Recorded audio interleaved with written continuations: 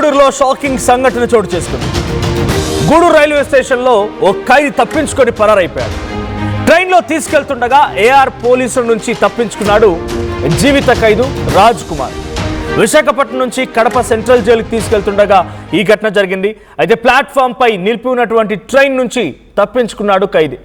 నంద్యాలలో ఓ కానిస్టేబుల్ హత్య కేసుతో పాటుగా మరో బాలిక పైన లైంగిక వేధింపుల కేసులో జీవిత ఖైదీగా ఉన్నాడు రాజ్ కుమార్.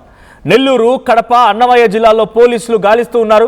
గూడూరు రైల్వే స్టేషన్లో సీసీటీవీ ఫుటేజ్ పరిశీలిస్తున్నారు పోలీసులు. ఆ వ్యక్తిని ఓ జైలు నుంచి ఇంకో జైలుకు తరలిస్తూ ఉండగా పరారైపోయాడు రాజ్ కుమార్. రాజ్ కుమార్ ఒక కానిస్టేబుల్ని హత్య చేయడంతో పాటుగా మరో బాలిక పైన లైంగిక దాడికి కూడా పాల్పడ్డగా తెలుస్తోంది.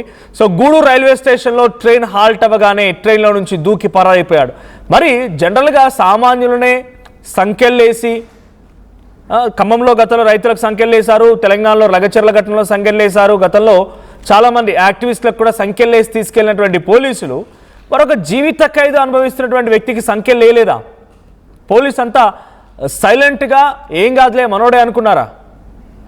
సో ప్రజెంట్ విశాఖపట్నం నుంచి కడప సెంట్రల్ జైలుకి తీసుకెళ్తుండగా ఇన్సిడెంట్ చోటు చేసుకుంది. సో గూడూరు రైల్వే స్టేషన్లో ప్రస్తుతానికి పోలీసుల చేతిలో నుంచి పరారయ్యాడు నిందితుడు.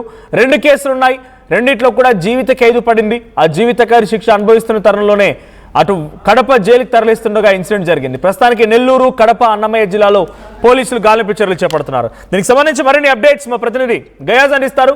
గయాజ్, సో నిందితుడు పోలీసుల చెర నుంచి తప్పించుకున్నాడు అని అంటే ఇటు పోలీసు నిర్లక్ష్యం అనుకోవాలా, లేదు ఆ నిందితుడి యొక్క అంటే సంబంధించినటువంటి జీవిత ఖైదు ఆయన యొక్క చాకచక్యం అనుకోవాలా?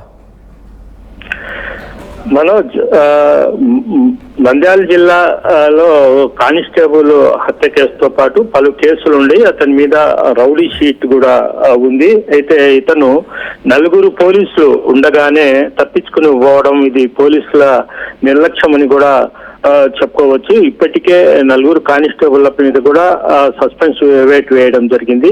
ఒక క్రిమినల్, ఒక రౌడీ షీటరు, అదే విధంగా చాలా పలు కేసులు ఉన్న శిక్షపడిన ఖైదీని ఎక్కడైనా ఆసుపత్రికి కానీ ఎక్కడైనా తీసుకుని వెళ్ళాలంటే కనీసం వేడీలేసి ఖచ్చితంగా రూల్స్, ఖైదీలకు సంబంధించిన రూల్స్ నిబంధనల ప్రకారం చేయాల్సింది. అయితే వీళ్ళు ఏంటంటే ఖైదీల దగ్గర డబ్బులు తీసుకొని నిర్లక్ష్యం వహిస్తారు. వాళ్లకు కావలసిన స్టార్ హోటళ్లకు తీసుకుని పోతారు, మధ్యలో వాళ్లకు చాలా ఫ్రీగా వదిలేస్తారు. దీంతో ఇతను రాజ్ కుమార్ పరారైనట్లు కూడా తెలుస్తుంది. ప్రధానంగా నంద్యాల జిల్లాలో కానిస్టేబుల్ హత్య కేసుతో పాటు అతనికి సుమారు ఒక 5-6 కేసులుండి ఇతనిపై గత కొద్ది రోజుల కిందట ఫోక్స్ యాక్ట్ కేసులో 12 ఏళ్ల పాటు శిక్ష పడటం జరిగింది. ఈ శిక్ష కడప సెంట్రల్ జైల్లో ఇతను శిక్ష అనుభవిస్తున్నాడు. అయితే రాజ్ కుమార్ కి మానసిక పరిస్థితి బాగలేదని గత 4-5 రోజుల కిందట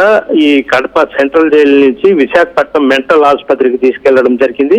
అక్కడ వైద్య అనంతరము అతన్ని తీసుకొని వస్తుండగా నిన్న రాత్రి, అంటే అతను గూడూరు జంక్షన్ లో తప్పిపోయాడా లేదంటే నెల్లూరు జంక్షన్ లో తప్పిపోయాడు అనేది స్పష్టంగా తెలియడం లేదు. అంటే నెల్లూరు, గూడూరు జంక్షన్ లో ఉండే సీసీ ఫుటేజ్లను కూడా పోలీసులు అయితే సేకరిస్తున్నారు. అయితే పోలీసులు రాజ్ కుమార్ ని ఖైదీగా చూడకుండా అతను నిర్లక్ష్యంగా వదిలేయడంతో అతను కనీసం బేడీలు కూడా వేయకుండా వదిలేసి వీళ్ళ పార్టీకి నిద్రపోవడంతో అతను హ్యాపీగా పోలీసుల కళ్ళు గెప్పి వెళ్ళిపోవడం జరిగింది. అయితే అతని కోసము 3 జిల్లాలు అన్నమయ్య, నెల్లూరు, కడప, అదే విధంగా నంద్యాల జిల్లాల్లో కూడా పోలీసులు అయితే అతని కోసం గాలిస్తున్నారు. ఇంతవరకు అతని మాట్లాడుతూ అటు పోలీసులు లగ్జరీస్ హోటల్కి తీసుకువెళ్తారు, ఎక్కడ ఆపమంటే అక్కడ ఆపుతారు అంటున్నారు.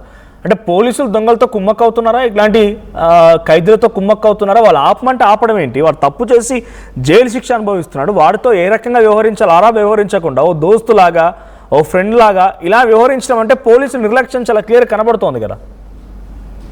ఎస్ మనోజ్, ఇక్కడ 2 ఖైదీల్ని తీసుకుని పోయారు. అంటే కడప సెంట్రల్ జైలు నుంచి రాజ్ కుమార్ తో పాటు ఇంకొక ఖైదీని కూడా విశాఖపట్నం జైలుకి తీసుకుని పోవడం జరిగింది. ఒక్క ఖైదీకి 2 సెక్యూరిటీ గార్డులు ఉంటారు.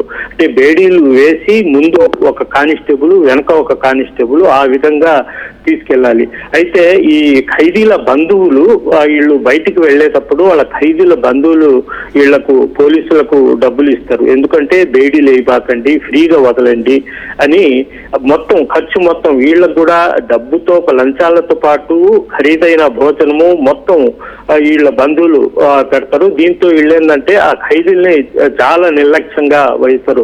కొన్నిసార్లు బాగలేని ఖైదీల్ని ఆసుపత్రికి తీసుకుపోతే ఆసుపత్రిలో స్టార్ హోటళ్ల కంటే ఇంకా హాస్పిటల్లో లగ్జరీ అనుభవిస్తున్న ఇవి కూడా మనం చూస్తున్నాం. మొత్తం మీద ఈ రాజ్ కుమార్ విషయంలో మాత్రము కనీసం ఈ 4 కానిస్టేబుల్ చాలా నిర్లక్ష్యం వహించడం వల్లే అతను వెళ్ళిపోయాడని స్పష్టంగా తెలుస్తుంది. దీని మీద పోలీసు శాఖ కూడా చాలా సీరియస్ గా ఉంది. అయితే రాజ్ కుమార్ ఇంకా దొరకలేదు, అతని కోసం మాత్రం గాలిస్తున్నారు మనోజ్. రైట్, అంటే పోలీసులు వాళ్ళ రైల్వే స్టేషన్ దగ్గర, ట్రాక్ దగ్గర రాగానే, స్టేషన్ సమీపంగా రాగానే ఒక్కసారిగా దిగి పరారైపోయాడు అంటున్నారు. వాళ్ళ చేతిలో ఒకరు హ్యాంగ్ చేసుకున్నారు. ఇందాక మీరు అంటున్నట్టుగా చైన్లు వేసి, బెడీలు వేసి చేతిలో పట్టుకొని ఉంటారు కదా. సో ఇప్పుడు ఆ కానిస్టేబుల్ ఏం చెప్తున్నారు, నిజంగానే ఆ ఖైదీ పారిపోవడంతో పోలీసు ఎటువంటి ఇన్వెస్టిగేషన్, ఏదంటే మనం పట్టుకోవడం కోసం ఎన్ని ఆపరేషన్లు చేస్తున్నారు, సర్చ్ ఆపరేషన్ ఎలా జరుగుతోంది? మనోజ్, మామూలుగా ఇతను 3 గంటల ప్రాంతంలో గుర్తించారు. గూడూరు రైల్వే స్టేషన్ కు వచ్చిన తర్వాత 3 గంటలకు వీళ్ళు 4 కానిస్టేబుల్స్ చూసేటప్పటికి ఒక ఖైదీ మాత్రమే ఉన్నట్టు రాజ్ కుమార్ మాత్రం కనిపించలే. ఇతను నెల్లూరులో దిగిపోయాడా లేదంటే గూడూరులో దిగిపోయాడా అనేది కూడా స్పష్టంగా తెలియదు. మామూలుగా విశాఖపట్నంలో ఎక్కిన తర్వాత అతనికి బేడీ, చేతికి బేడీ వేసి కనీసం అక్కడ రైల్లో అతను ఉండే ప్రాంతంలో అక్కడ ఇచ్చేయాలి. అదేవిధంగా విత్ వెపన్ తో 24 hours అక్కడ అతనికి కాపలా ఉండాలి, ఎదురుగా ఉండాలి. ఇద్దరు కాపలా ఉండాలి. 2 కానిస్టేబుల్ రెస్ట్ ఉన్నా 2 డ్యూటీలో ఉంటారు. వీళ్ళిద్దరు మళ్ళీ డ్యూటీ నిద్రపోతే మళ్ళీ వీళ్ళిద్దరు ఈ విధంగా షిఫ్ట్ల రూపంలో ఉండాల్సింది. అయితే అలా కాకుండా ఎట్టికి వాళ్లకు బేడీ లేకుండా వాళ్ళ పోలీస్ చేతుల్లో ఉన్న తుపాకులు పక్కన పడేసి దర్జాగా పండుకొని గూడూరులో వచ్చి చూసుకునేటప్పటికి రాజ్ కుమార్ కనిపించలేదు. అప్పుడు వాళ్ళు ఉన్నత స్థాయి అధికారులకు ఫోన్లు చేశారు, ఇట్లా ఫరారైపోయాడు. అప్పుడు హడావుడి చేస్తున్నారు తప్ప ముందు నుంచి జాగ్రత్తలు తీసుకుని ఉంటే మాత్రము రాజ్ కుమార్ వెళ్ళి ఉండేవాడని కూడా మనం చెప్పుకోవచ్చు.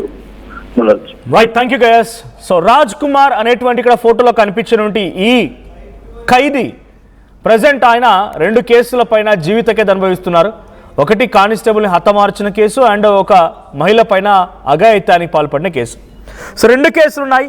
ఈ 2 కేసులో జీవిత ఖైదు అనుభవిస్తున్నటువంటి ఈ ఖైదీని ఓ జైలు నుంచి ఇంకో జైలుకు తరలిస్తూ ఉండగా మధ్యలో గూడూరు జంక్షన్ రాగానే గూడూరు దగ్గర రైల్వే ప్లాట్ఫామ్ పైన ఒకసారిగా ట్రైన్ ఆగడంతో వెంటనే అక్కడి నుంచి దిగి పరారైపోయాడు. ప్రస్తుతం ఆయన కోసం నెల్లూరు, కడప, అన్నమయ్య జిల్లాలో గాలింపు చర్యలు కొనసాగుతున్నాయి. ఒకసారి మీకు ఆ ఫోటో చూపిస్తాను. సో పీసీఆర్ ఫోటో చూపించండి. సో ఎగ్జాక్ట్గా ఇలాగే ఉండకపోవచ్చు, బట్ ఇది ప్రీవియస్ ఫోటో. మీకు గనక ఈ వ్యక్తి ఎక్కడైనా కనబడితే, తారసపడితే వెంటనే పోలీసులకు సమాచారం ఇవ్వండి. గతంలో ఒక హత్య కేసు, మరొక అఘాయిత్యానికి సంబంధించిన కేసులో జైలు జీవితం గడుపుతూ శిక్ష అనుభవిస్తున్న వ్యక్తి రాజ్ కుమార్. సో ఒక్కసారి ఫోటో గమనించండి. మీకెవరికైనా ఈ వ్యక్తి నెల్లూరు, కడప, అన్నమయ్య, గూడూరు, ఈ సరితర ప్రాంతాల్లో, నంద్యాల ఈ ప్రాంతాల్లో కనుక కనిపిస్తే వెంటనే పోలీసులకు సమాచారం ఇవ్వండి.